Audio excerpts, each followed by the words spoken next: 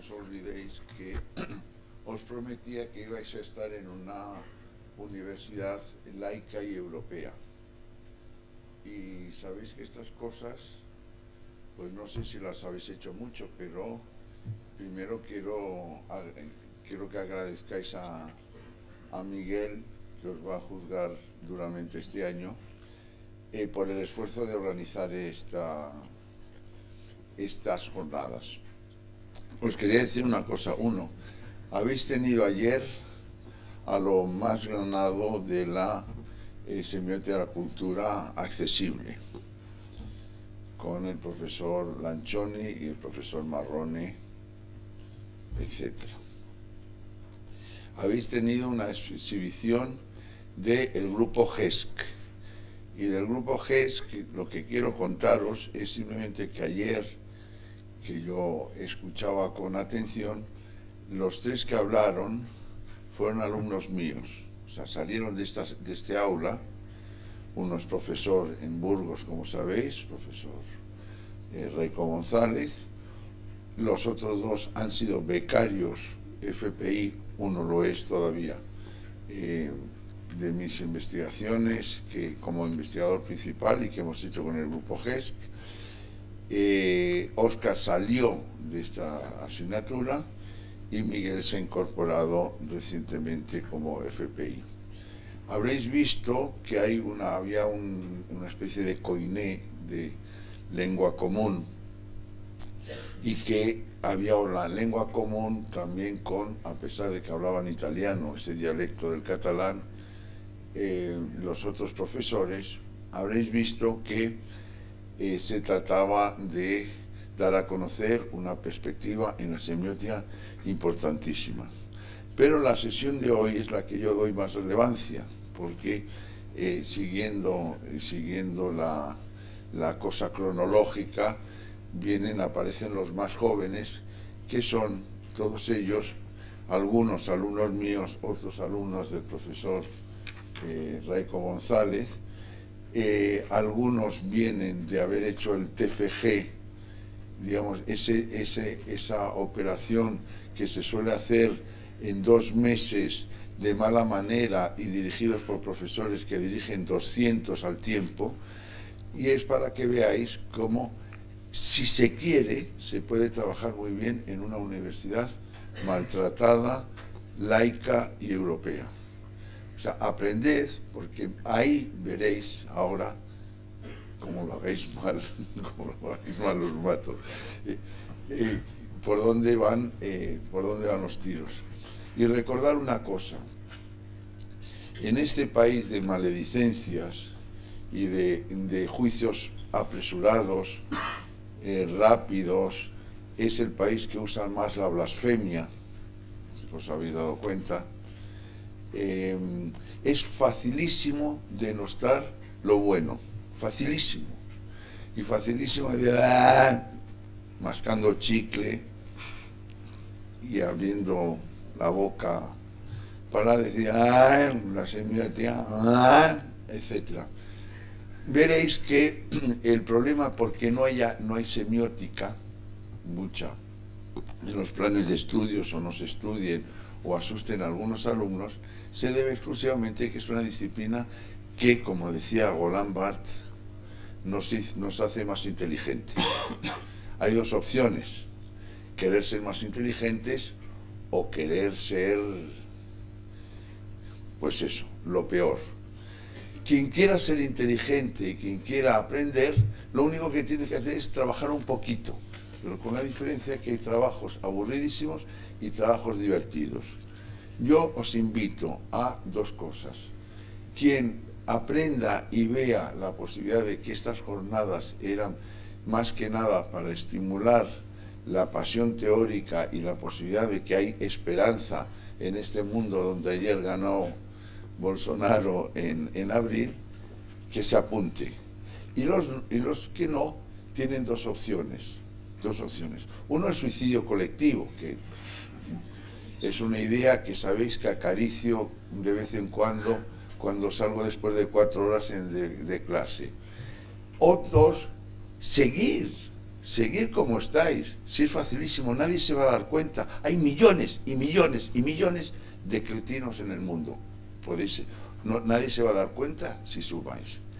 Si queréis mejorar, escucharles, trabajar y hacer cosas. Y esto no es demagogia, es una declaración de venganza, como sabéis mis alumnos, única pasión británica que sostengo.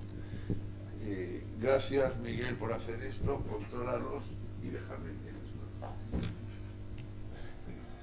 Bueno, muchas gracias, profesor Lozano. Como os ha comentado ya, las mesas que están organizadas hoy por la mañana son todas ellas integradas por lo que hemos denominado jóvenes investigadores. Todos ellos han sido o bien alumnos del profesor Lozano o bien alumnos de nuestro compañero Raico González, que es profesor en la Universidad de Burgos, que también está aquí presente.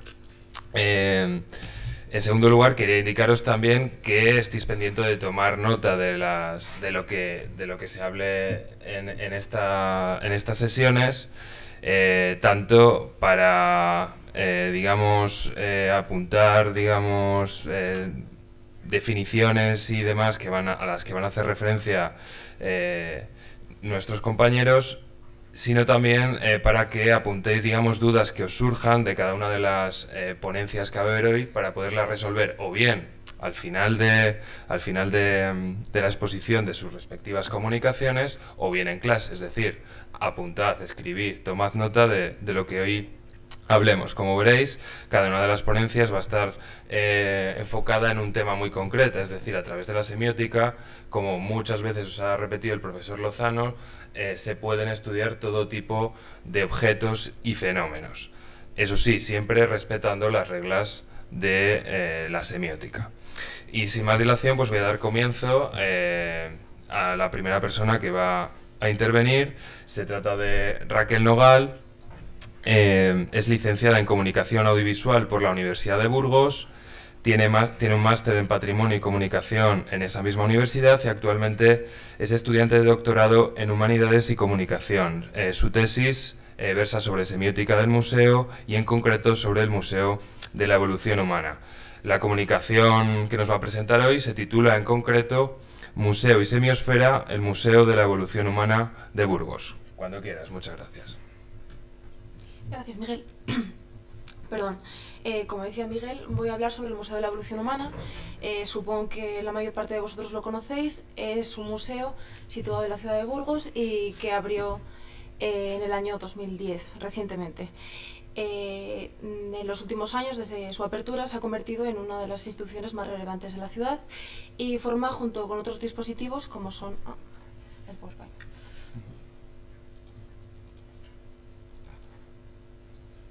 Bueno, como son... No te preocupes, tío, pasa. Este es el Museo de la Evolución Humana que tenéis en pantalla. A su lado tenemos el Fórum Evolución, el Palacio de Congresos y Auditorio, y Centro Nacional de Investigación Evolución Humana. Juntos forman el Espacio Evolución, que junto al Parque Arqueológico de Atapuerca forman lo que podemos considerar la semiosfera de Atapuerca. Recordamos en la definición del término semiosfera, acuñado por Yuri Lotman, como el espacio de carácter abstracto o continuum en el que funcionan sumergidos y se relacionan entre sí los distintos sistemas de signos, y fuera del cual es imposible la semiosis, es decir, la realización de procesos comunicativos y producción de nueva información. Así podemos definir la semiosfera de Atapuerca como aquel espacio en el que los distintos dispositivos que lo conforman, que acabo de señalar, generan sentido en torno al concepto de evolución humana y de los yacimientos de Atapuerca. Perdón. En esta semiosfera se superponen los distintos textos y lenguajes que son capaces de articular un discurso concreto en torno a estos conceptos. La semiosfera de Atapuerca, de acuerdo con la descripción de Lotman, posee las características de irregularidad semiótica y carácter delimitado.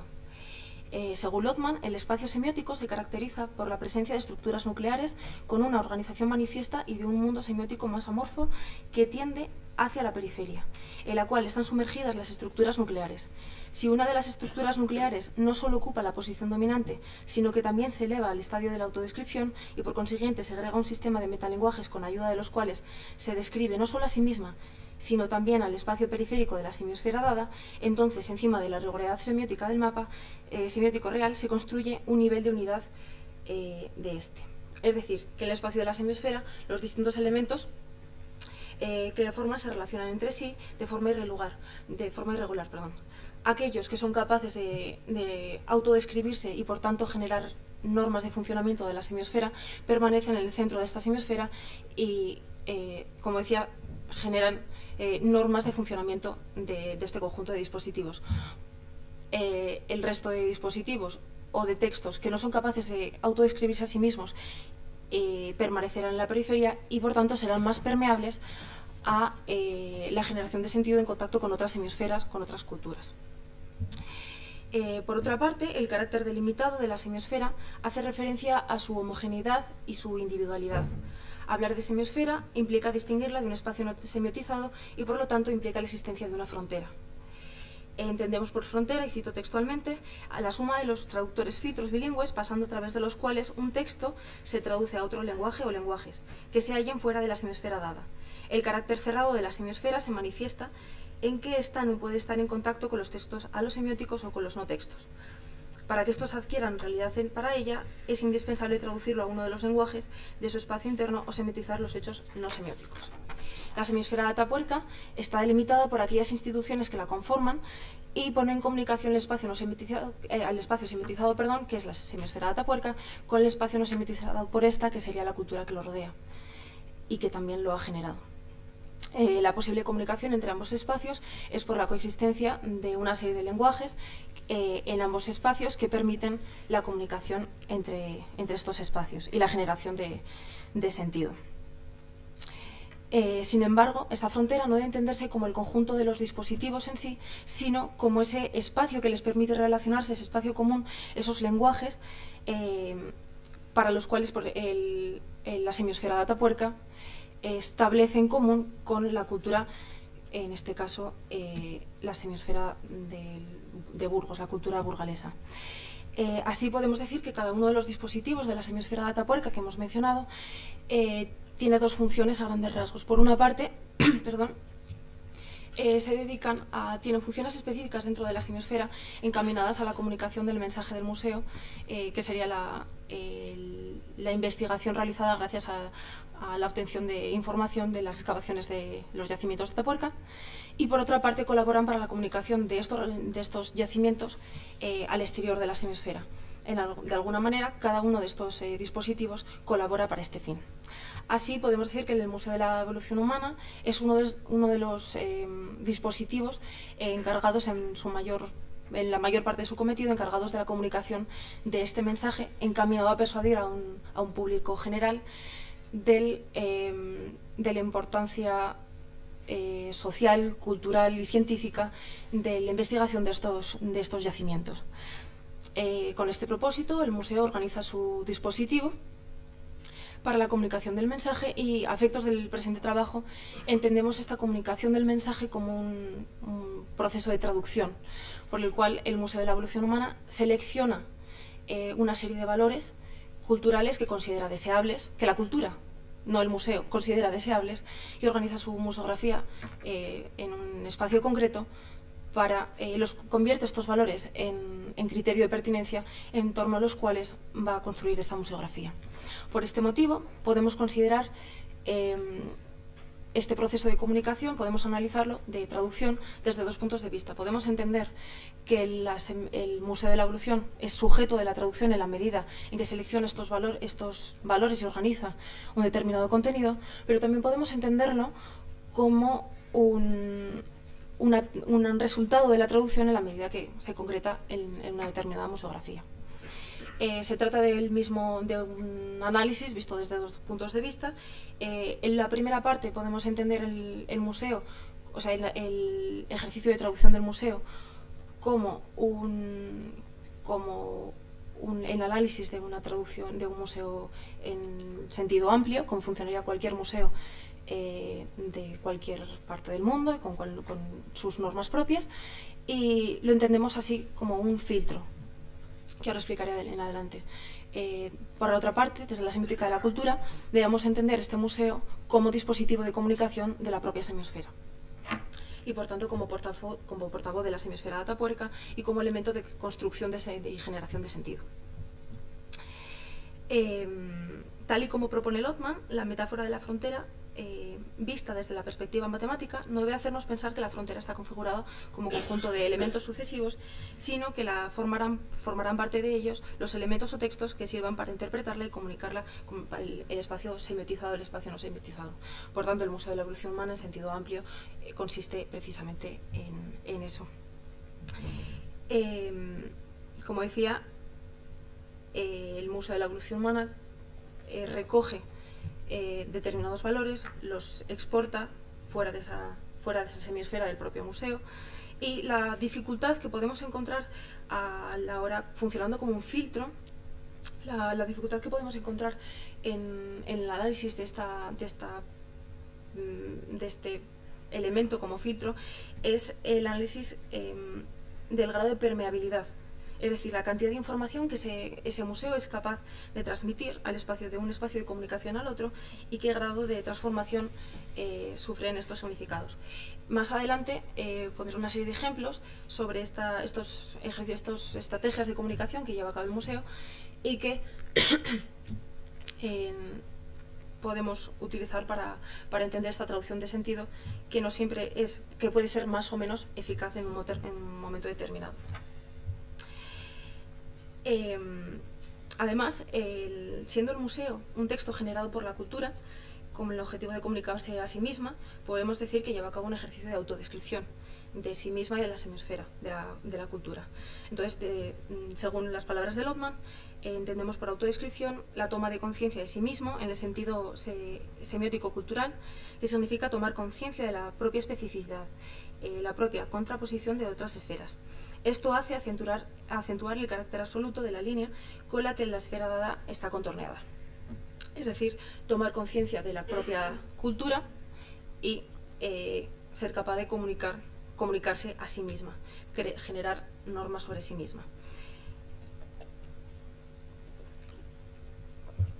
De esta manera, la cultura, siendo consciente de sí misma, genera dispositivos como el museo para comunicarse con otras esferas culturales o semiesferas. Pero por otra parte, como señalábamos anteriormente, desde la semiótica de la cultura, la parte que más nos interesa es la semiosfera de Atapuerca como portavoz el Museo de la Evolución Humana, perdón, como portavoz de la semiosfera de Atapuerca. En este sentido, el museo funciona, como decíamos, como elemento de comunicación, como filtro de traducción, como elemento de esa frontera.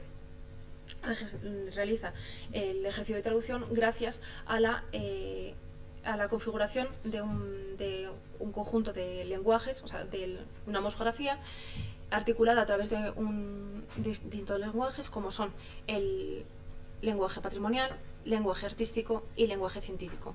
El Museo de la Evolución Humana tiene vocación patrimonial desde los inicios de su proyecto, en la medida que fue destinado a llevar a la ciudad una infraestructura patrimonial capaz de traer los yacimientos de Atapuerca a la ciudad de Burgos. Recordemos que la ciudad de Burgos tiene 3 elementos patrimoniales reconocidos por la UNESCO, que son la Catedral de Burgos, el Camino de Santiago y los yacimientos de Atapuerca.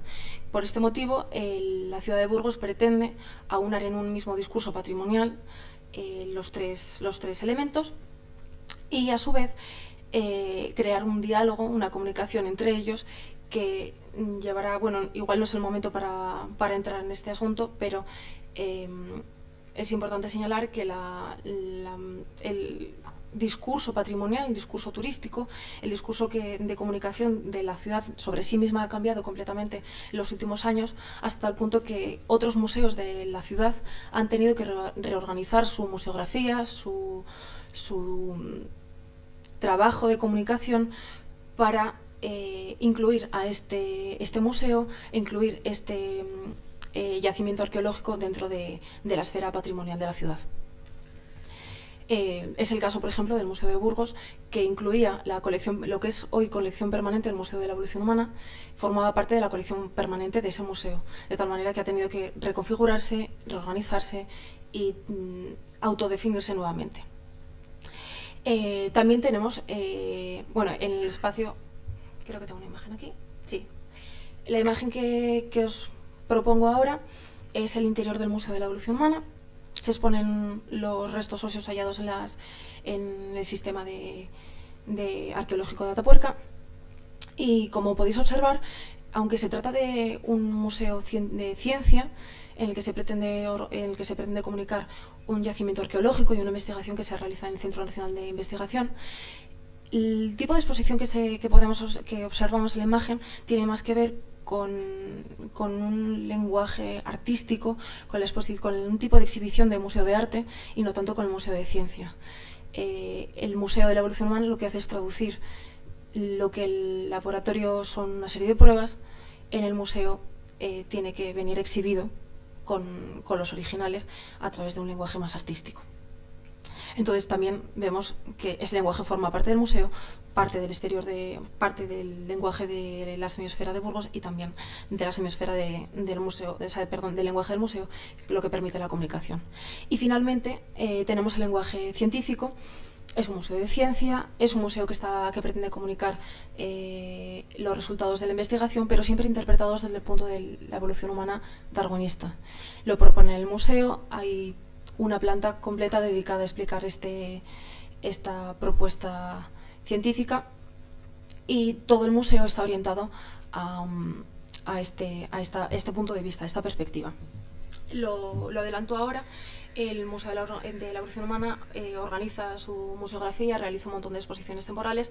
Todas ellas tienen en común, ninguna tiene que ver con elementos de ciencia, pero sí todas tienen en común el término evolución, o no el término, sino más bien el concepto de evolución, la idea de evolución, que se convierte en hilo conductor del discurso museográfico en todos los sentidos. Vemos, por ejemplo, que decíamos títulos. No me voy a detener en cada exposición, pero podemos señalar, por ejemplo, 40 años de excavaciones en Atapuerca, historia de los descubrimientos, historia de los yacimientos. Evolución de la minería, no tiene nada que ver con los yacimientos de Atapuerca, pero de alguna manera señala el proceso. La idea de proceso está presente en todo el discurso del museo. Siguiente, lo que permanece, Alberto Bañuelos, una exposición de un artista. Hacen muchas exposiciones de artistas locales y siempre bajo la idea de proceso de evolución, tanto temporal como espacial, como de la idea del propio arte del autor. El ojo y la lente, que se trataba de una exposición sobre la evolución de la óptica, que nada tiene que ver con el museo, pero nuevamente relacionan de alguna manera con el estudio científico y por tanto con la evolución. De Excalibur a los agujeros negros, veremos más adelante, sí, aquí, que en una de estas exposiciones decían de Atapuerca a la Tizona. En ella podemos ver de Excalibur, que es uno de los bifaces que han hallado en los yacimientos de Atapuerca, lo relacionan con la espada que supuestamente portaba el Cid, que usaba el Cid. Bueno, pues es una forma de crear bajo un mismo relato un hilo conductor sobre elementos que tienen que ver más con el patrimonio que con la ciencia, más con el patrimonio que con la historia, más con el patrimonio que con el arte. Y bueno, también tenemos de Excalibur, como decía, los agujeros negros. Era simplemente la historia de los descubrimientos, hallazgos importantes y necesarios para el desarrollo cognitivo del ser humano. Salían bastantes descubrimientos científicos, autores, pero finalmente el hilo conductor es la evolución de joyas, inspiración del pasado o evolución del hábitat. En resumen, el Museo de la Evolución Humana desarrolla una serie de estrategias textuales que le permiten dar a conocer el mensaje del conocimiento científico de las excavaciones de Atapuerca, realizado gracias a las excavaciones de Atapuerca, y para lo cual menciona expresamente determinados elementos patrimoniales, como decía, el Camino de Santiago, que en su propia página web podemos encontrar.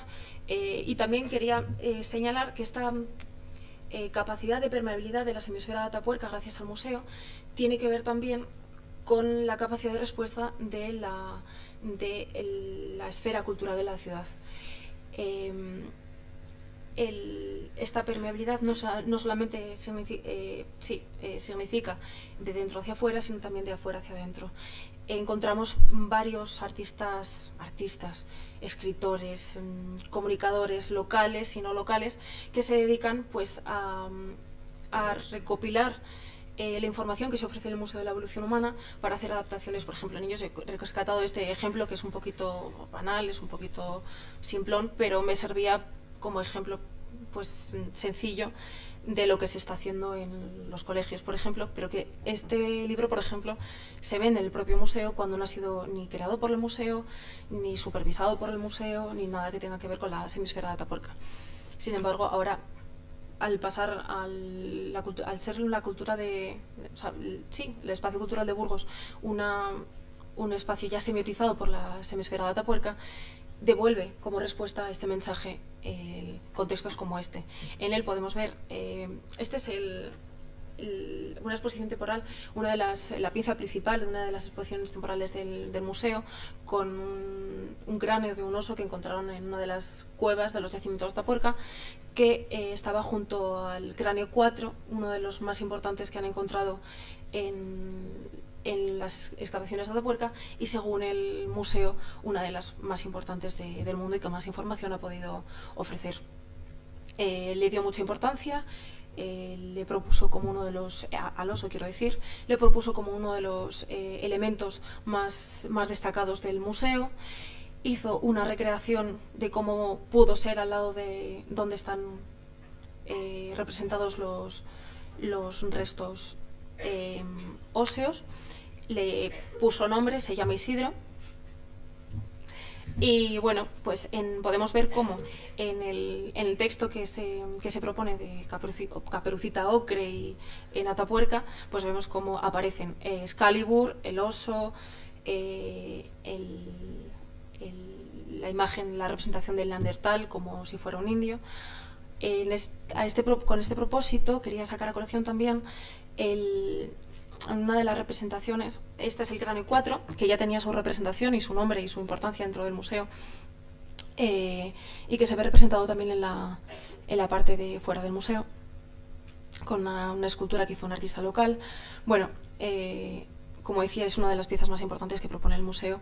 Ya formaba parte de la semisfera de Burgos, y tanto es así que convive perfectamente con otros elementos, como decíamos, la tizona del Cid, los gigantillos o otros elementos que funcionan a su alrededor y que han reorganizado la ciudad tanto a nivel turístico como a nivel social.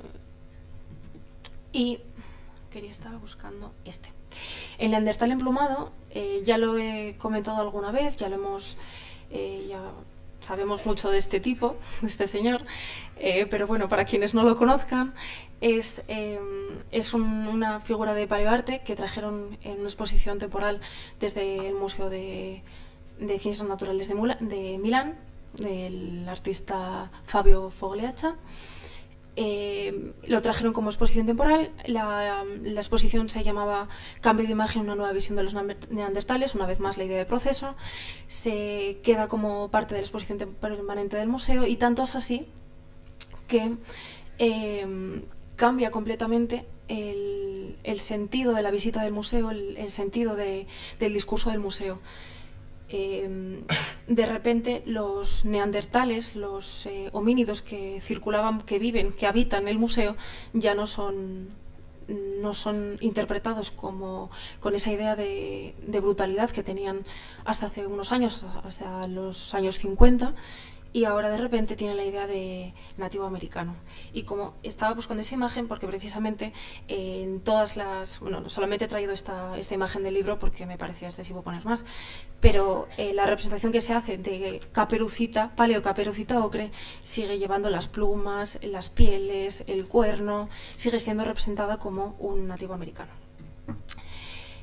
Otro de los productos que podemos encontrar y que forman parte de la semisfera de Burgos y no de Atapuerca, pero que poco a poco se ha ido incluyendo dentro del museo, tanto es así que se comercializa dentro, es una marca de cerveza, Cerveza Dolina.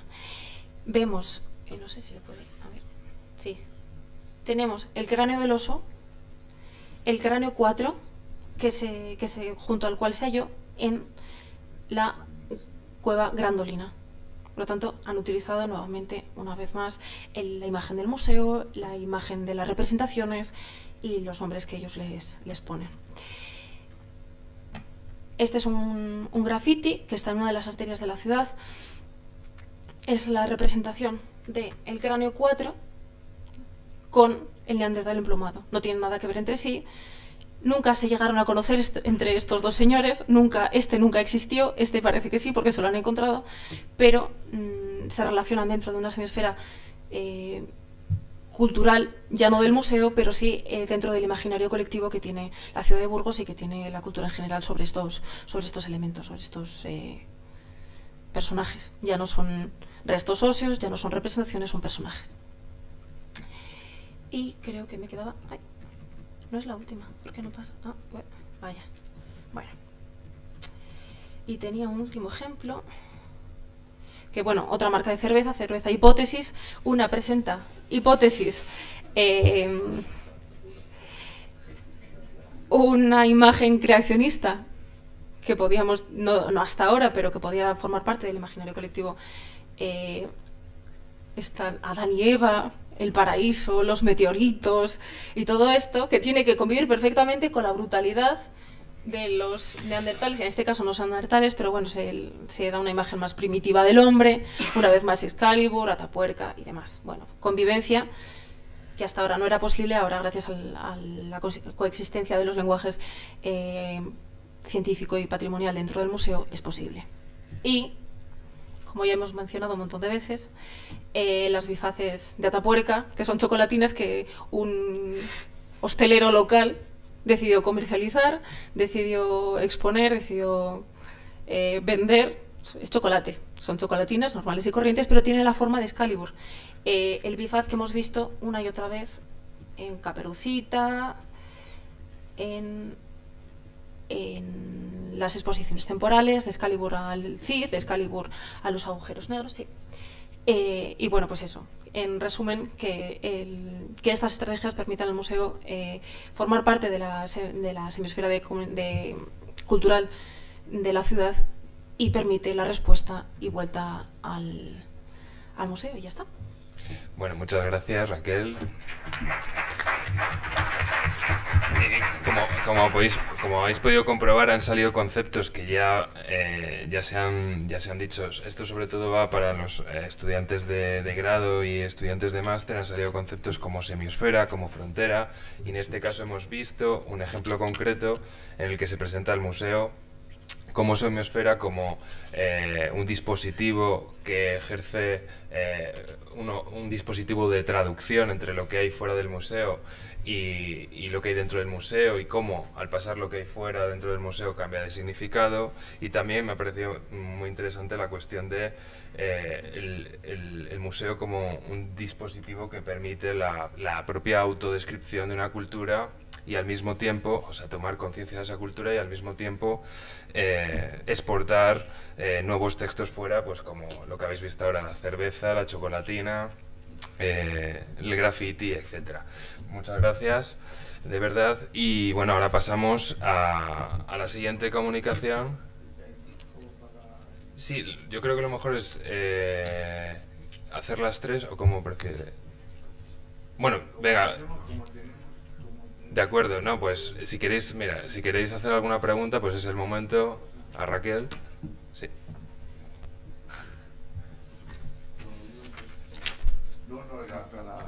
No, gracias, Raquel.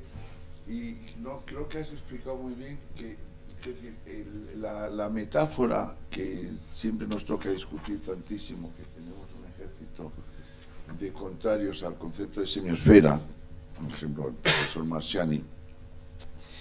Y con tu explicación queda muy claro por qué astutamente Lotman elige una sala de museo para una semiosfera, porque no hay otro objeto mejor para representar lo que estás representando.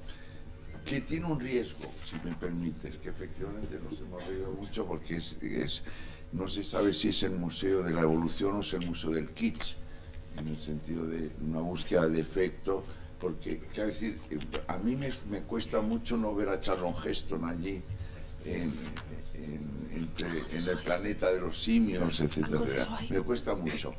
Y me gusta mucho esa cerveza Dolina y la utilización del nombre propio, no sé, quiero decir que me voy a vivir a Burgos.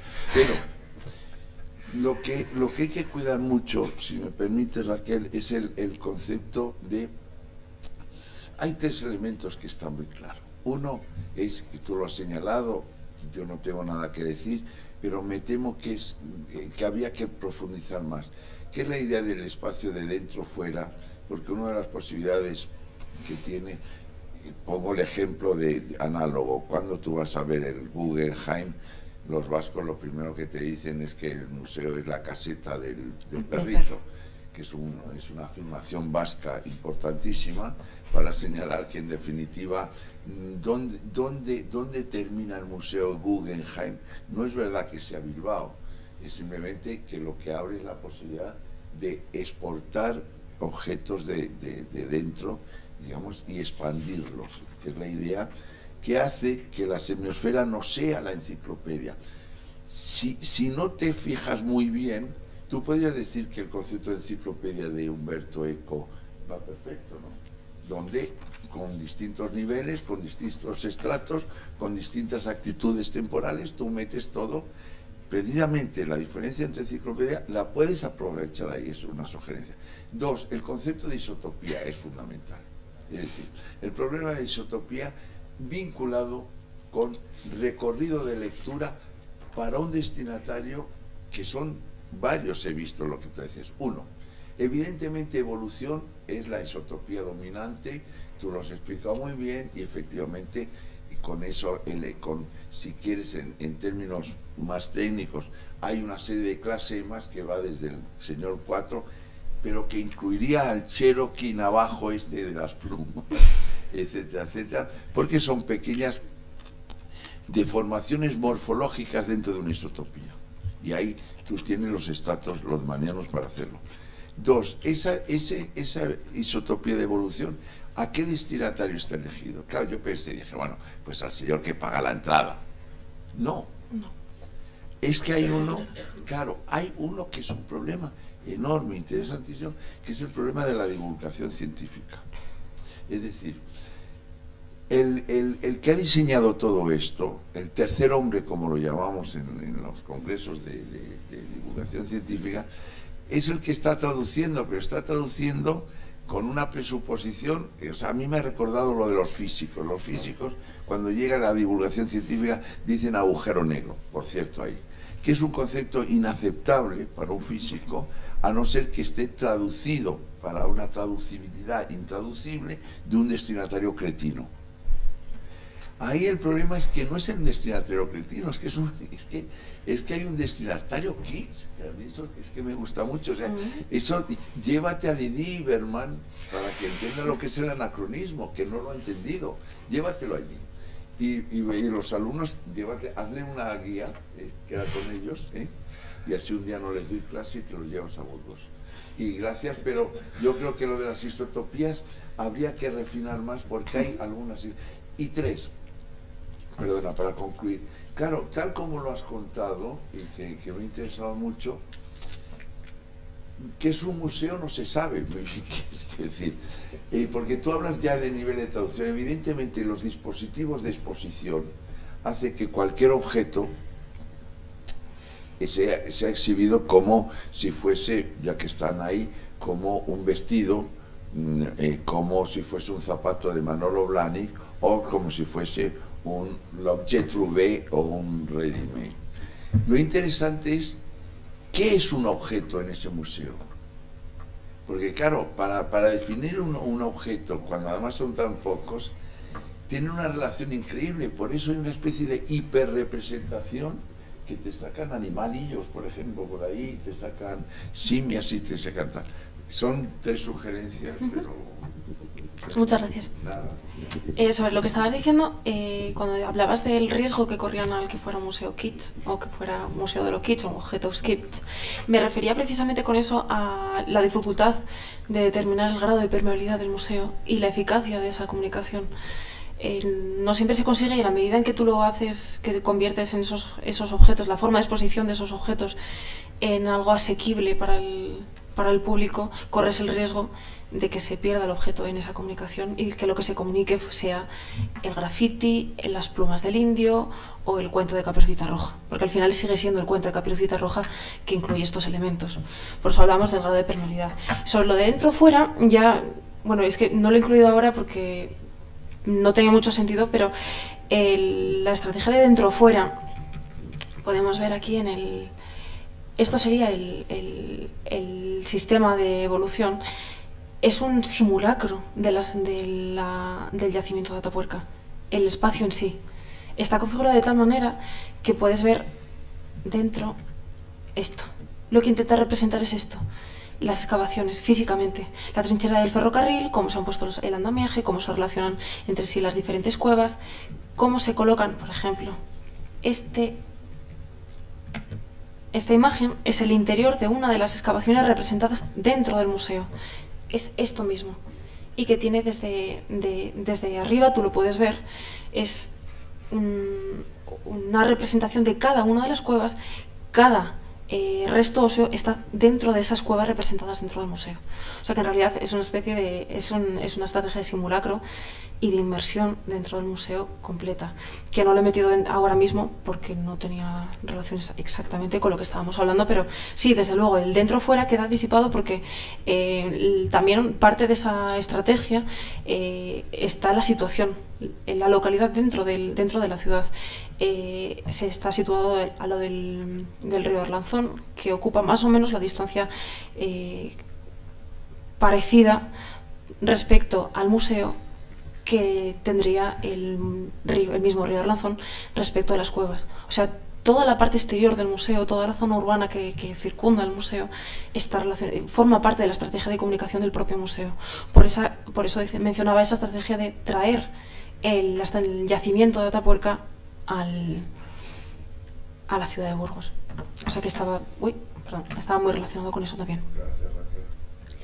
¿Hay alguna intervención más, pregunta más? Pues damos paso a la siguiente ponencia, que está a cargo de Ana Sánchez Bayo. Ana Sánchez Bayo es graduada en Ciencias Políticas por la Universidad Complutense de Madrid. Realizó el máster en Investigación y Periodismo en esta misma facultad de Ciencias de la Información, y su trabajo de fin de máster se centró en la traducción intersemiótica entre Yves Saint Laurent y Mondrian. Cuando quieras.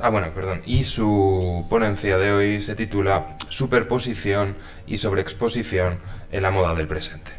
Cuando quieras. Gracias, Miguel.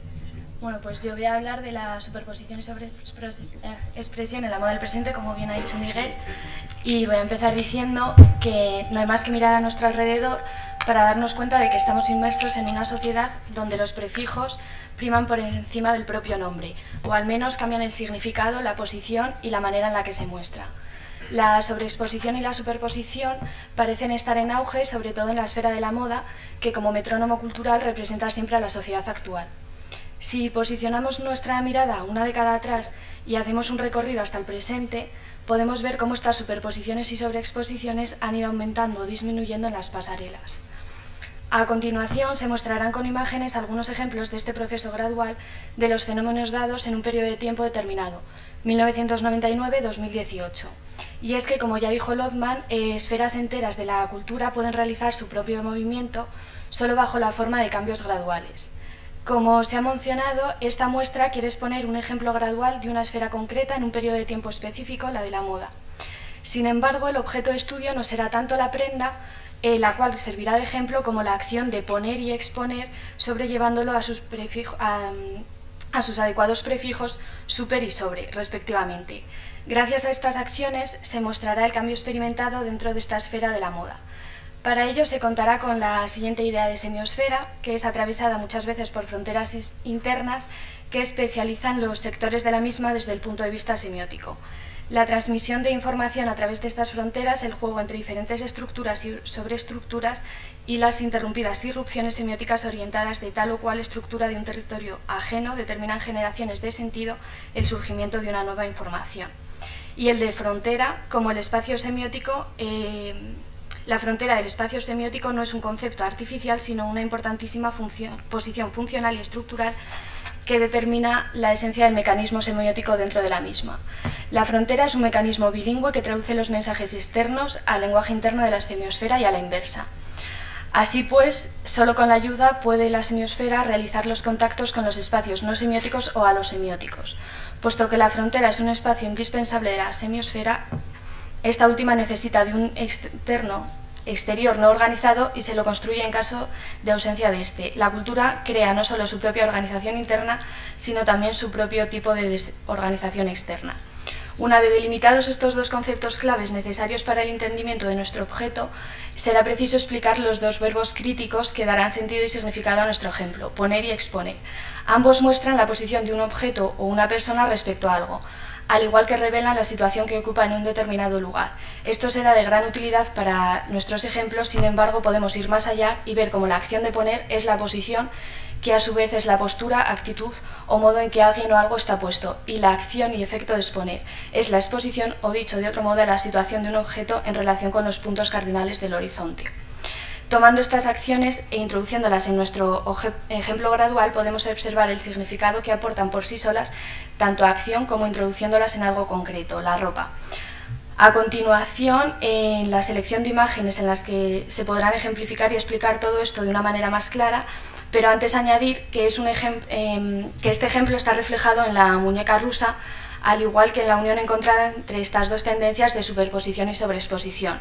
Nuestro recorrido empieza y acaba de la mano de Viktor Rolf, con tan solo una década de diferencia, y el inicio se sustenta en 1999, momento en el que se empieza a cubrir a una modelo vestida únicamente con un desabillé, y acabará 10 años más tarde con su opuesto, es decir, desvistiéndola. A lo largo de nuestro recorrido circular, aquí, a ver, como será como este recorrido, veremos diferentes modelos que muestran ese cambio de frontera del que hemos hablado, al igual que el cambio de posición. Mencionar que no estamos haciendo un recorrido temporal, pues los procesos no se han dado en años consecutivos, sin embargo sí podemos hablar de un proceso gradual debido al cambio de posición que se ha dado en un mismo sector y ha ido jugando de posiciones durante un periodo de tiempo determinado. Si nos centramos tanto en el inicio como en el final de nuestro recorrido, podemos ver una clara relación de la moda con la muñeca rusa. Y es que aunque la matrioska representa a la familia, vemos en sí misma un objeto en el que hay superposiciones de piezas o extracciones de las mismas, algo que se consigue a través de una misma operación, poner o la acción de exponer, dependiendo del recorrido que esté realizando. Lo mismo que nos lleva a nuestro punto de partida, a nuestro objeto de estudio. Y es que con estas acciones mostramos o escondemos algo que también es claramente semiótico. Llevándolo a la pasarela y explicando a través de los vídeos, que no van a ser vídeos porque ha habido un problema, mencionados anteriormente, vemos que en el primero de ellos se va vistiendo a una mujer, acción de poner, o como si guardásemos todas las muñecas en la principal, mientras que en el segundo vemos cómo se va desvistiendo a una mujer o se van sacando todas las muñecas. Con todo esto vemos cambios de posición de prendas que quieren mostrar algo y que ya mencionaré más adelante, y distinguimos una apertura y cierre del recorrido.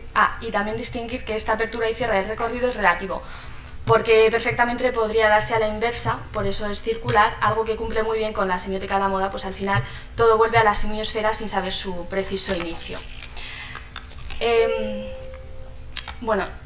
Quería abrir y cerrar con dos vídeos de Viktor Rolf, como he mencionado, pero me ha sido imposible descargarlos, pero se ve perfectamente como aquí en el primero la modelo va vestida simplemente con un desabillé y se la va cubriendo con distintas capas, y el cierre es completamente lo opuesto, ¿no? Va vestida y se van vistiendo distintas, van quitándole la ropa y van vistiendo a las modelos siguientes. A lo largo de estos últimos años hemos podido comprobar en el mundo de la moda, tanto en la pasarela, que la ropa interior... Me he ido. Entonces, con el inicio, que se fija en 1999 vistiendo a la modelo y por secuencia la acción de poner, nos parece apropiado el recorrido porque nuestros 3 primeros ejemplos hablarán de esta posición, ¿no? Y es que hemos podido ver cómo la ropa interior ha cambiado de posición en estos últimos años. Y como indicaba Lotman, una semiosfera se encuentra con varias fronteras internas. He aquí un ejemplo de ellas, el paso de la ropa interior propia de una esfera privada y con un significado concreto, traspasando y transmitiendo nueva información de lo íntimo. Por ejemplo, el primero, ¿no?, es pones en su misma posición.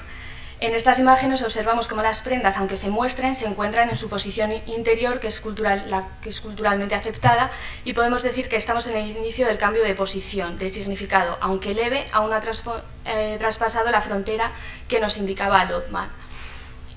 En el segundo ejemplo tenemos un cambio de significado, pero aún no de posición. La ropa interior sigue en el interior, pero nos encontramos con un cambio de significado, pues el diseñador ha pintado las prendas interiores en las prendas exteriores, ¿no?, consiguiendo así un cambio de frontera y un hilo posicional que separa la esfera privada de la esfera pública. Para ya más adelante, en el tercer ejemplo, se nota un cambio de posición, por tanto un cambio de significado y un traspaso de la frontera, una nueva exposición y una superposición de prendas. Las prendas han saltado del interior al exterior. Con estos 3 primeros ejemplos quiero mostrar el cambio de significado y de esfera con un simple hecho de cambiar de posición una prenda. Es decir, si tomamos la ropa interior como parte de una esfera de lo íntimo, en las últimas imágenes forma parte de la esfera de lo público, de la cual era ajena. Con esta situación de poner la ropa interior de una forma visible, se está cambiando el significado de la misma al mismo tiempo que se desordena el modo de vestir culturalmente adquirido y se crea un nuevo espacio. Ahora cambiamos de registro y dejamos de lado estas prendas concretas, pero seguimos con la misma lógica de la acción de poner. Sin embargo, ese cambio de registro se centrará en esconder y mostrar a la vez. Una leve superposición. De unos años acá venimos viendo la superposición de prendas, como es el caso de las imágenes mostradas, en las que el vestido se encuentra encima del jersey o cambia de registro añadiendo unos pantalones o una camisa. Seguimos un poco con la lógica anterior de cambio de posición, mostrando una nueva combinación, un nuevo significado. La superposición media se va un poco más allá, podemos ver una superposición más grande de capas, bien estudiadas, pero el proceso de esconderse va haciéndose más seco. Ya no es posible describir con exactitud todas las prendas que lleva la modelo y esta se muestra cada vez menos. Y la alta superposición, vemos una exagerada superposición de capas, siendo casi imposible descifrar quién se encuentra debajo, alguien oculto, pero que muestra una nueva forma de vestir y un nuevo significado. En los 6 ejemplos observamos como la simple acción de poner o exponer algo, cambiar de posición una prenda, enseña algo nuevo, muestra o esconde ciertos aspectos. Si lo llevamos a la esfera cultural, puesto que la moda representa la sociedad en la que vivimos, podría decirse que hay un reflejo bastante claro y ejemplificado de las acciones que se realizan diariamente y a las que estamos expuestos. Pues vivimos en un mundo más allá del 2.0 en el que todos nuestros datos están al alcance de todos, en el que vendemos nuestros datos, nos mostramos y aunque no queramos, simplemente por el hecho de estar a la moda o poder sobrevivir en un mundo tecnológico. Y es que en estas líneas podría decirse que nos estamos exponiendo o sobreexponiendo ya sea a una máquina o a la persona que tenemos al lado. Al fin y al cabo, esto es algo con lo que está socialmente aceptado y que para seguir el curso social y vital debemos seguir. Pero como se ha expuesto, podemos ver 2 tendencias, la de ocultar y la de mostrar, y este es el punto que podría relacionarse con los ejemplos de la moda, ¿no? Aquel grupo social que se muestra de forma exagerada, mostrando cosas de su esfera privada y por ende haciéndolas públicas, la relación con los 3 primeros ejemplos, el de la ropa interior, y la relación con las capas, que el grupo decide esconderse, no mostrar más de lo necesario e intenta escapar de este mundo liderado por las redes sociales. Es la acción de superponerse o esconderse, como bien hemos visto. Y si se supone que lo que hacemos es lo que somos, lo que mostramos no tiene por qué serlo, y al final, como la muñeca rusa, podemos sacar o guardar hasta el número de muñecas que queramos o podemos vestirnos con cuantas prendas queramos. Muchas gracias, Ana. En este... Sí. No, fantástico, fantástico los ejemplos, pero tienes que escribirlo. ¿Qué decir? No sé, escrito está. ¿Qué decir? No. ¿Qué decir? Pon el ejemplo de Juan Vidal. Sí. Sí, o Juan Vidal o el otro. ¿Juan Vidal? Sí, no. Para demostrar que lo he leído, no sé quién es Juan Vidal. Acabo de verlo uno o dos, Juan Vidal. ¿Ves? Quiero decir, hay una operación que sí es simpática, es decir, que es el paso del underwear al overwear. Pero ahí no. Pero es que aquí está la frontera, ¿no? No, ahí no hay un overwear. Ahí hay un tatuaje. Vale. Ya está, nada más. Como demás no sabes. Quiero decir, una cosa es la operación de Calvin Klein, que por cierto lo vi el otro día con el tío que hacía, que alguien que se había bajado los pantalones un poco y entonces la marca aprovechaba Calvin Klein para poner su designador rígido en el underwear para que se viera que era, digamos, la formación o el efecto del sujetador de Madonna en esto, digamos que es en el propio cuerpo, digamos, y trasladar fuera un elemento. Pero ahí no, ahí es una operación doble de traducción. Es decir, ahí hay un tatuaje, ahí es una especie de t-shirt donde un motivo, la transmigración de motivos que dirían los iconólogos, viene, pero precisamente por una traducción doble. Es decir, primero es overwear un underwear y dos, lo pongo ahí. Vale. ¿De acuerdo? Bueno, pues entonces eso, das una clase por haber hablado. No, quédatelo. En la clase de moda. Vale. Bueno, de hecho, una de las ideas, o de los ejes de la ponencia era precisamente la idea del Othman, de la moda como metrónomo del desarrollo de una cultura, y creo que esto es importante rescatarlo en el sentido de que normalmente, como os ha explicado, sobre todo en este caso, a las personas que estáis en semiótica de la cultura y de la moda en el máster, normalmente se dice desde los estudios de sociología o estudios culturales que es a través de una sociedad o de una determinada cultura como podemos estudiar la moda. En el caso de la semiótica de la cultura se parte del fenómeno de la moda para poder estudiar esa cultura, y en ese sentido yo creo que los ejemplos que ha puesto han estado muy bien, y de hecho cuando ha dado el salto o ha lanzado esa hipótesis de que ese mostrar y ocultar en la ropa se podía trasladar a ese mostrar y ocultar en las redes sociales, pues creo que es una buena hipótesis que habría que desarrollar, evidentemente, y que, bueno, en ese sentido, reseñar aquí que el grupo de estudios de semiótica de la cultura que dirige Jorge Lozano, el profesor Lozano, pues su anterior investigación precisamente estuvo centrada en el fenómeno de Wikileaks, y en ese sentido pues hay una publicación que quizá os pueda interesar, que es Secretos en Red. Precisamente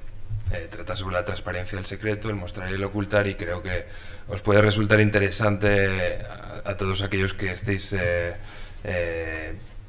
interesados o mostréis algún tipo de interés sobre este tipo de cuestiones. Si tenéis alguna cuestión, pregunta, si no pasamos al tercer ponente. No hay preguntas. De acuerdo. Pues el tercer ponente es Oleg Lukin, graduado en periodismo por la Universidad Complutense de Madrid. Sí, esto. Como decía, graduado en periodismo por la Universidad Complutense de Madrid. Actualmente cursa el máster de Política Internacional, Estudios Sectoriales y de Área en la Facultad de Ciencias Políticas y Sociología de esta misma universidad, de la Universidad Complutense, y el trabajo de fin de grado que presentó el año pasado estaba basado en un análisis semiótico de los actuales nacionalismos en Italia, Ucrania y Rusia. Cuando quieras. Ah, bueno, y el título, disculpa, siempre se me olvida decir el título de la ponencia: Ucrania en el borde, las consecuencias de ser frontera y la reinterpretación de la historia. Hola, muy buenos días. Sobre todo, muchas gracias por venir, muchas gracias por dejarme participar aquí. Como ha dicho Miguel, mi TFG, o sea, esta parte de mi ponencia es parte de mi TFG, pero sobre todo yo lo que lo he centrado aquí es en los términos de Lotman. Y me parecía interesante hablar del tema de Ucrania, porque sigue siendo un tema de actualidad, aunque bueno, no aparezca en los medios. Y pues, a ver, en los últimos años la situación en Ucrania se ha vuelto enormemente convulsa e inestable.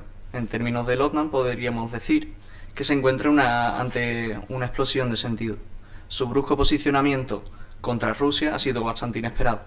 Además, la mezcla de recientes hechos y elementos de su auge nacionalista no termina de definirse en cuanto a proyección nacional e internacional. Nuestro objetivo es hacer una lectura desde una perspectiva semiótica y veremos que la semiótica de la cultura propuesta por Yuri Lotman permite deconstruir y ordenar para comprender todo este acontecimiento. Daremos cuenta de cómo términos y concepciones propuestas por este autor encajan a la perfección y permiten un análisis de conflictos internacionales como el que nos venimos a referir.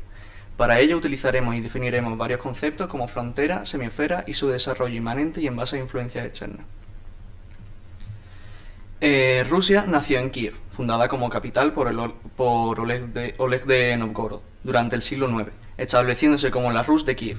Sobrino de Oleg, Volodymyr I promovió la cristianización ortodoxa del territorio, por tanto responsable de la introducción del alfabeto cirílico en la zona. Tras la invasión mongola, Kiev volvió a la esfera rusa con el reinado del zar Iván IV, quien reunificó los territorios cercanos a Moscú a mediados del siglo XVII. Con el estallido de la Revolución Rusa, Ucrania proclama su independencia, pero en 1922 pasa a formar parte de la Unión Soviética hasta su disolución en 1991. En este mapa podemos ver la evolución de la Rus de Kiev desde su nacimiento en el siglo IX hasta el siglo XIII. Así hemos visto que Ucrania y Rusia han pertenecido siempre a una esfera cultural común. Tal y como explica Lotman en Cultura y Explosión, la cultura es la memoria no hereditaria de un colectivo.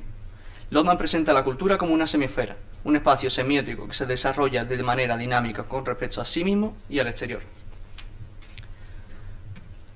Dentro de esta semiosfera establecemos a Ucrania como frontera.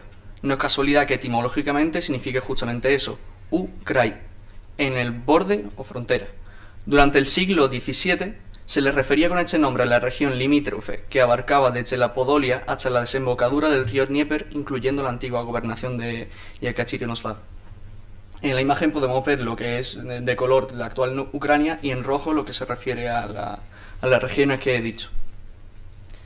Siguiendo a nuestro autor de referencia sobre este concepto, la semiosfera delimita del exterior por una frontera.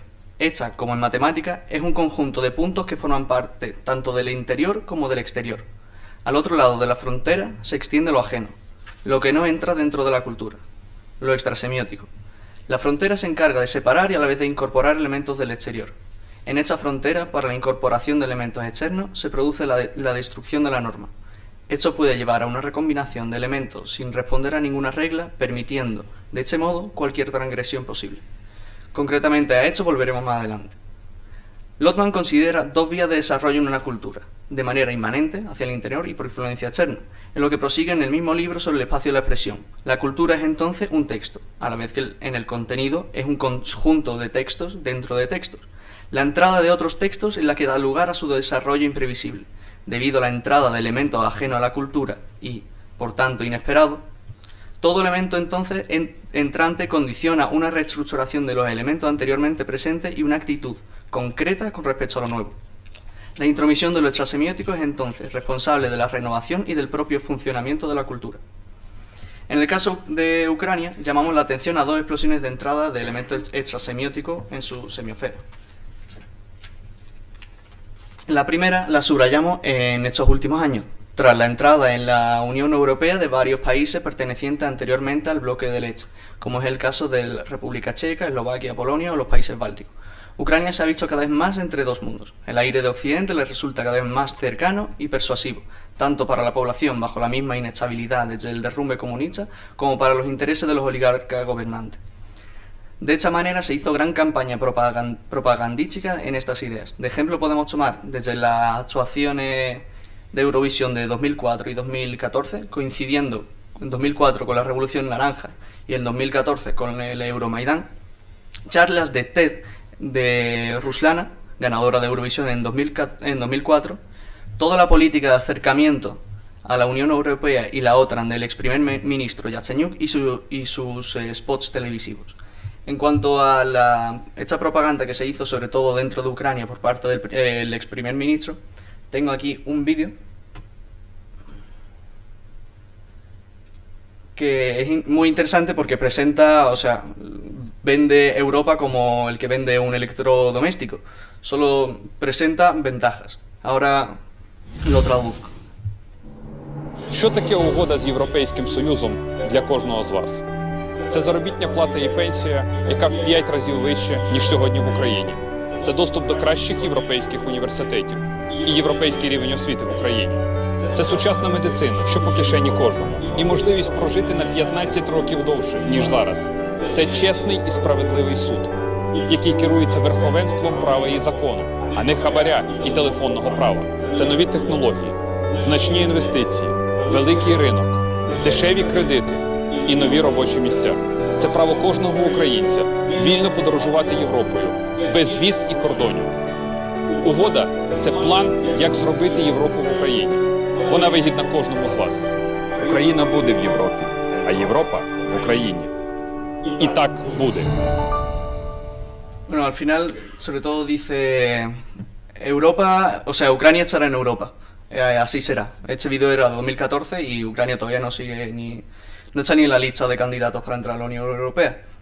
También es interesante que aquí, justo como mencioné antes, menciona nuestros vecinos bálticos ya hace tiempo que entraron. En cuanto al contenido, lo único que se hace es venderlo como un paraíso idílico. Repito, dice multiplicar salario del pensionista por 5, acceso gratuito a universidades europeas, sanidad universal, justicia honesta e igual para todos, nuevas tecnologías, inversiones, amplio mercado, créditos baratos y apertura de fronteras.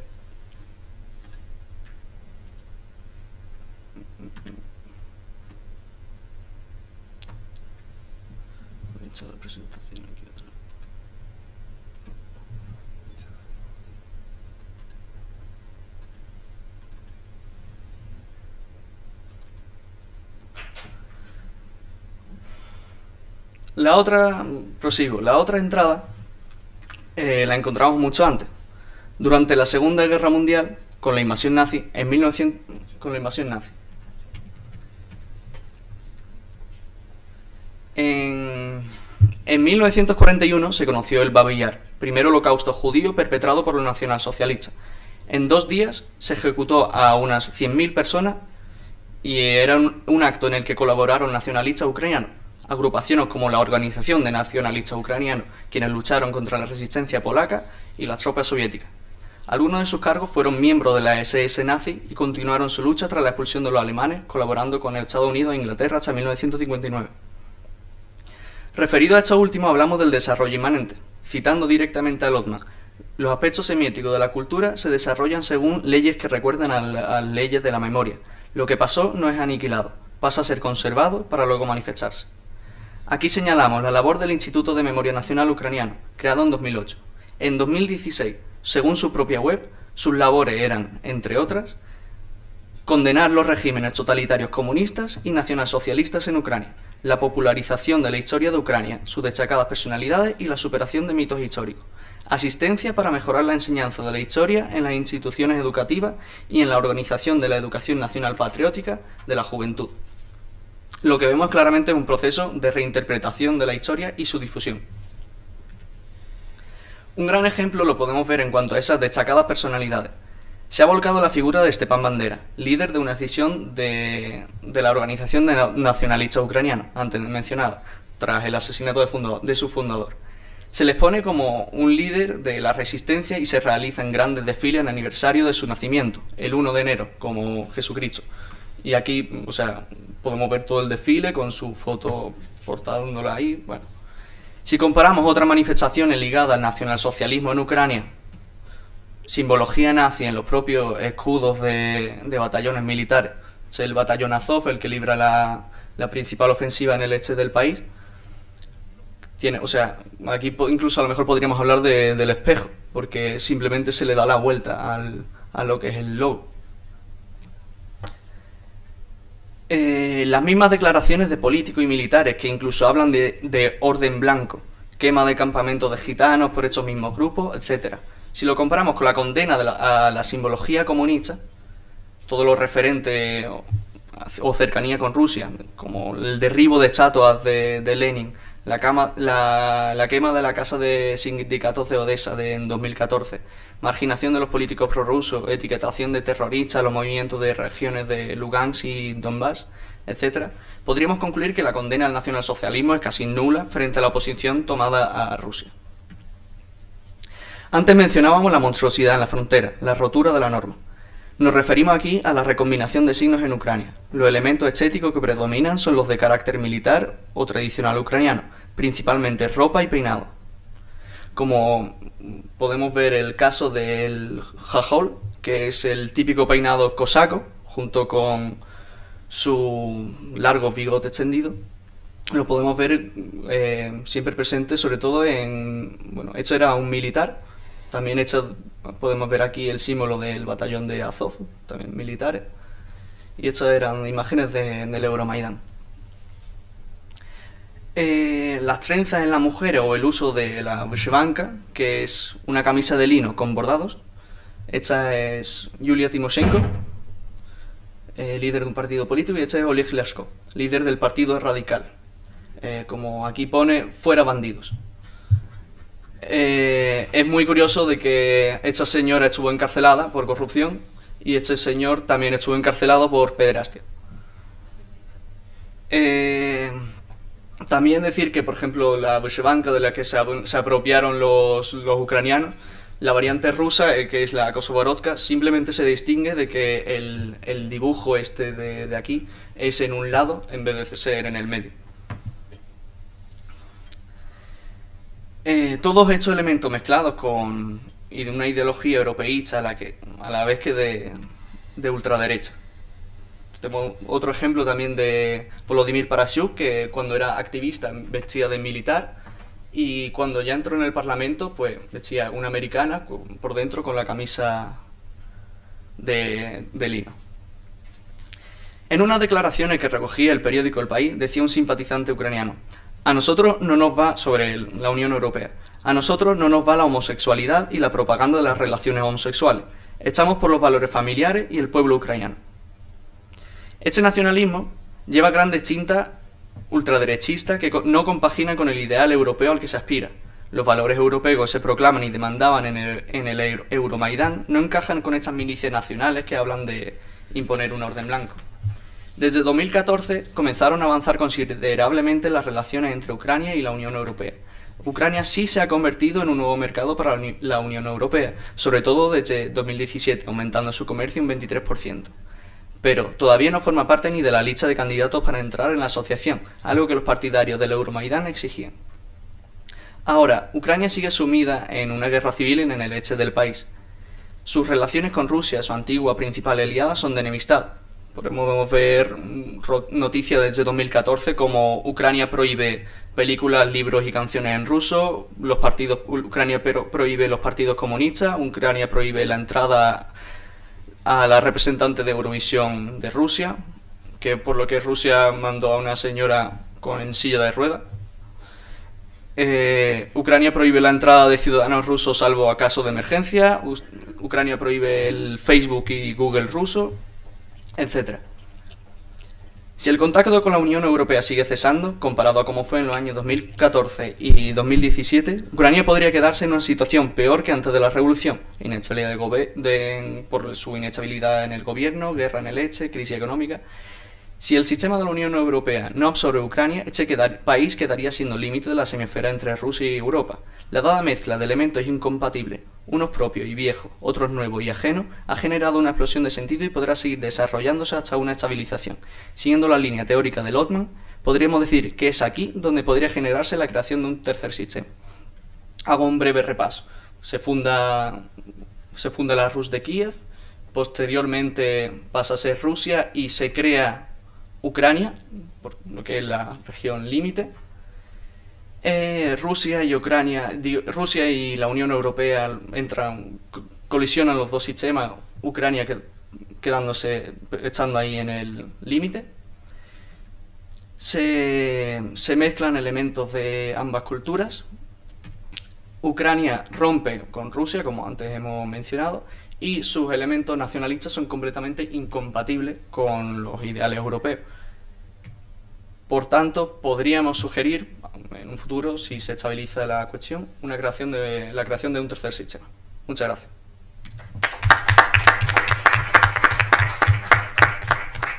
Muchas gracias, Oleg. No sé si quieres tomar... Gracias, Oleg. O sea, es verdad que lo que has expuesto tiene mucho que ver no solamente por el análisis, el método utilizado, sino por el tema. Es muy lotmaniano en todos los sentidos, porque, como sabemos, Lotman ha estudiado el tema de las crónicas de la Fundación de Kiev, las crónicas de Igor, etc. Solo te recomiendo una cosa. Me ha parecido muy interesante la propuesta evidente de ese vaivén de pertenecer a la semiosfera, digamos así, de Rusia, y luego esa oposición posterior y cómo ha habido una deriva de acercamiento a otro espacio político.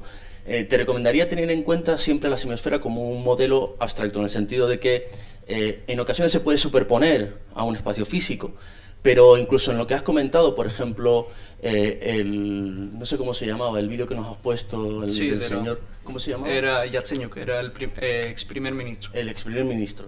Decía nuestros vecinos los bálticos, con lo cual ya no es una cuestión espacial. La construcción de vecindad, de semiosfera, en el sentido de espacio de sentido, viene construida, en el sentido de que esos países bálticos pueden compartir una autodefinición, en este caso entre un dominante y un dominado, que sería la historia reciente de la antigua Unión Soviética, o puede ser, en el caso que yo analicé ayer, que lo cité muy por encima, la idea de que los sureños de Estados Unidos consideraban hermanos a los escoceses, como ahora los catalanes consideran de algún modo hermanos a los escoceses, por una especie de autodefinición que puede darse en el caso de Cataluña por la idea de independencia, de ser independentistas y considerar todo un espacio común que puede ir desde la Escocia, como digo, a cualquier país que tenga una reivindicación semejante, o puede ir a espacios vecinos que en ese caso pueden ser espacios físicos, pero no siempre son coincidentes. Te lo digo porque había alguna de las esferas, o un detalle, porque conozco, como sabe Raquel y mi otro alumno Rodrigo, a través de un exalumno ucraniano, conozco el tema un poco de la situación que hubo a caballo entre los años 90 con la caída del muro de Berlín. La cuestión de... tú utilizas Ucrania como un espacio de algún modo homogéneo, y en realidad sabemos que Ucrania no es un espacio homogéneo, que hay capacidad incluso de que algunas culturas conviven en Ucrania que se consideran rusos. Es una esfera, por eso te lo digo, la semiosfera como espacio de sentido hay que tomarlo como un modelo de construcción y de autodefinición de nosotros, que implica también en la construcción de ellos y que puede variar históricamente, y que a continuación tú puedes luego emplearlo para poder observar cómo un problema de autodefinición se exhibe en cosas tan banales como un vídeo propagandístico de un ex primer ministro, de quien sea. Sobre todo eso último, a ver, yo obviamente no he podido incluirlo todo lo que tengo de mi investigación, pero lo del espacio homogéneo es que obviamente, a ver, está en guerra civil, obviamente no hay homogeneidad de ideas, pero sobre todo incluso se puede hablar de una frontera dentro de Ucrania, o sea, una frontera dentro de la frontera. Lvov, la parte más al occidente, que antes pertenecía a Polonia, antes de la Segunda Guerra Mundial, es a partir de ahí donde ocurre mayormente el movimiento de ultraderecha. Y también conforme a los países bálticos, también antes justo he mencionado de que esta incorporación de los antiguos países del bloque del Este a la Unión Europea es lo que presiona también fuertemente. Incluso Polonia y la República Checa han sido los países que más han promovido esta incorporación de Ucrania a Europa. Quizás no, en la línea de lo de Raiko. Creo que es interesante una definición lotmaniana del vecino. Quiero decir, porque no solo es en términos de cercanía, sino en términos de construcción, por ejemplo, del enemigo. Quiero decir, a mí lo que me fascina de allí es lo remarcado que es en las cosas que conozco tuyas y en el TFG. Claro, que hay una especie de sacralización del origo, como diría Lodman, ¿no? Es decir, culturas que nacen, que están marcadas por el nacimiento, cosa, por ejemplo, que España no. O sea, España hay tantísimo nacionalismo, porque a ver quién se acuerda de Don Pelayo, es decir, hace demasiado tiempo, mientras que otros se construye. Claro, la importancia de Kiev es fundamental. Es decir, yo entendí muy bien a Putin cuando decía, pero bueno, ¿qué pretenden estos si están hablando de cómo si aquí te quitan, como si te quitan las Cibeles? Pues si son nuestros y de no sé qué partido de fútbol. La idea interesante son la construcción de pasados inventados. Es decir, no es normal tanta, y me parece que está muy bien lo que has dicho de la cosa especular, que en Lodman es clave, ¿no? Que las SS sea una cosa especular. Es decir, la construcción de símbolos allí donde ha habido más iconoclastia, que es fantasía. Hay más iconoclastia en la fundación de Rusia. Por tanto, el vecino es, ¿quién es el vecino? Rusia no, es simplemente la necesidad de expandir, expandir la propia frontera y englobar. Es decir, si yo fuera ucraniano, lodmaniano, me englobaba Putin, ¿no? Cuando no se diera cuenta. Quiero decir que no hay una oposición solo espacial en el vecino, sino también temporal digamos, en la construcción simbólica de Rodríguez.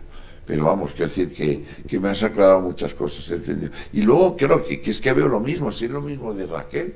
Es decir, que de repente la idea de que la memoria, ahora que se habla tanto de la construcción histórica de la memoria no es sino una operación textual de elegir determinados elementos externos o pasados para seguir construyendo una memoria actual.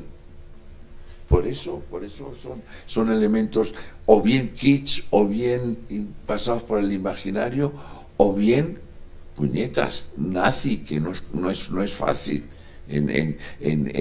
después de Stalingrado que haya unos símbolos nazis, ¿no? Yo creo que sigue por ahí, porque bien, y me apunto a los comentarios que te hacía. Que por eso lo que decía Jorge es que puede ser vecino por una cuestión de eventualidad, de reconstrucción de la memoria. En Cataluña son vecinos políticos Podemos con Puigdemont, y te encuentras con situaciones que son anómalas y que redefinen en función de la situación del presente. No le hagas caso, que quiere defender a Ciudadanos. Nada. Inés arriba de nuestra, ¿verdad, Miguel? Me gustaría comentar sobre eso de los orígenes en Ucrania. Me resulta muy interesante porque, a ver, obviamente justo señaló eso de que los orígenes a los que señala Ucrania son los mismos en realidad que los rusos, y sus elementos tradicionales son casi idénticos a los rusos. Es cuando se señala, Rusia señala su nacimiento en la fundación de la Rus de Kiev con Oleg de Novgorod, pero Ucrania señala su nacimiento 2 generaciones posteriores, con Volodymyr I.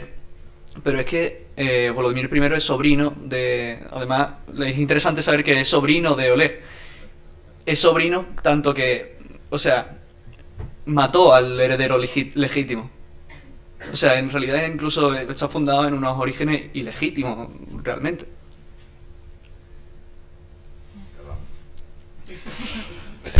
Bueno, muchas gracias, Oleg, también por esta exposición y arrojar un poco de luz ante el apagón mediático que existe sobre la situación en Ucrania. Y como habéis podido comprobar en todas las ponencias, hoy se ha repetido el término o conceptos como semiosfera, como frontera, como la moda como un metrónomo del desarrollo de una cultura, la cultura como memoria no hereditaria de una colectividad. O sea, son conceptos que vamos a manejar cuando hablemos de Lotman, y sobre todo en el máster de semiótica de la cultura y de la moda van a estar muy presentes. Espero que hayáis tomado muy buena nota, y sobre todo, si tenéis dudas, el próximo día en clase es el momento de resolverlas. Sin más dilación, si no tenéis ninguna otra intervención o pregunta para nuestros ponentes de esta primera sesión, pues ahora hacemos una pausa de media hora y a las 11:30 comienza la segunda mesa de jóvenes investigadores. Muchas gracias.